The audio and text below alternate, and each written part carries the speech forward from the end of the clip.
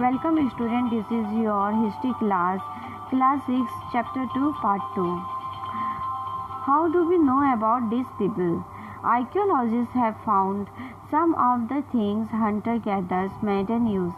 It is likely that people made and used tools of stone, wood and bones, of which stone tools have survived best. आरंभिक मानव के बारे में जानकारी कैसे मिलती है? पुरातत्वविदों को कुछ ऐसी वस्तुएं मिली हैं जिनका निर्माण और उपयोग आखिरकार खाक यानी हंटर्स और गैदर संग्रह किया करते थे। यह संभव है कि लोगों ने अपने काम के लिए पत्थरों, लकड़ियों और हड्डियों के औजार बनाए हों। इनमें से पत्थरों के औजार आज भी बचे हैं। Some of these stone tools were used to cut meat and bone, scrap bark and animal hides, chop fruit and roots. Some may have been attached to the handles of bone or wood to make spears and arrows for the hunting. Other tools were used to chop wood, which was used as firewood. Wood was also used to make huts and tools. इनमें से कुछ औजार का उपयोग फल फूल काटने, हड्डियां और मांस काटने तथा पैरों की छाल और जानवरों की खाल उतारने के लिए किया जाता था। कुछ के साथ हड्डियों या लकड़ियों के मुट्ठे लगाकर भाले और बाँस जैसे हथियार बनाए जाते थे। कुछ औजार से लकड़ियां काटी जाती थी। लकड़ियां का उपयोग ईंधन के साथ साथ झोपड़ियां और औजार बनाने में भी किया जाता था।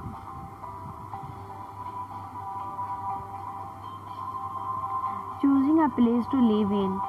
Look at map 2 below. All these places marked with red triangle are sites from which archaeologists have found evidence of hunters and gatherers. Hunters and gatherers lived in many more places, only some are shown on the map. Many sites were located near sources of water, such as rivers and lakes. रहने की जगह निर्धारित करना।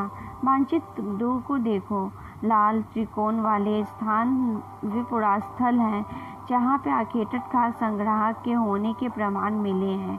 इनके अलावा भी कई स्थान पे आर्किटेक्ट का यानी हंटर्स गैदर संग्राहक रहते थे। मानचित्र में से कुछ गिने चुने स्थान चिन्हित किए गए हैं।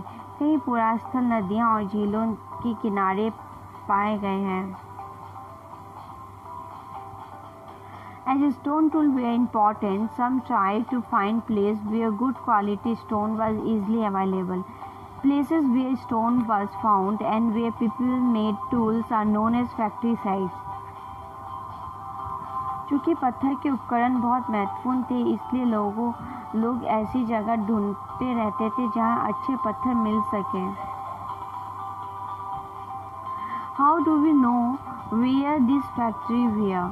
Usually we find blocks of stone tools that were made and perhaps discarded because they were not perfect, and chips of waste stone left behind at this site.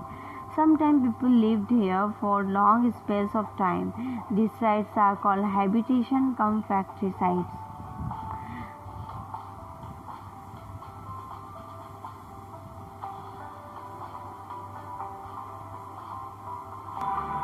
Sites are places where the remains of things, tools, pots, buildings, etc. were found.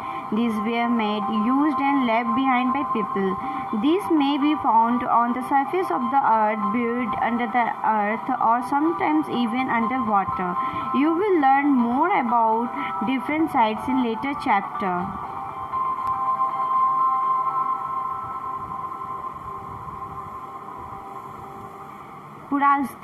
पुरास्थल उस स्थान को कहते हैं जहां औजार, बर्तन और इमारतों जैसी वस्तुओं के अवशेष मिलते हैं।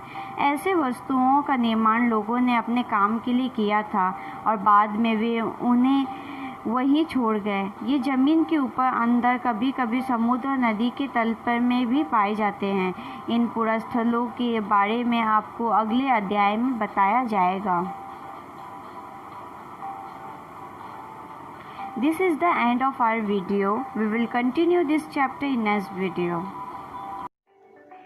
If you have any doubt, please let us know.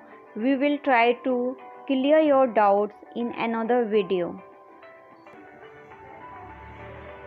अगर आपको कोई संदेह है तो कृपया करके हमें बताइए। हम अगले वीडियो में आपके संदेह को दूर करने का प्रयास करेंगे।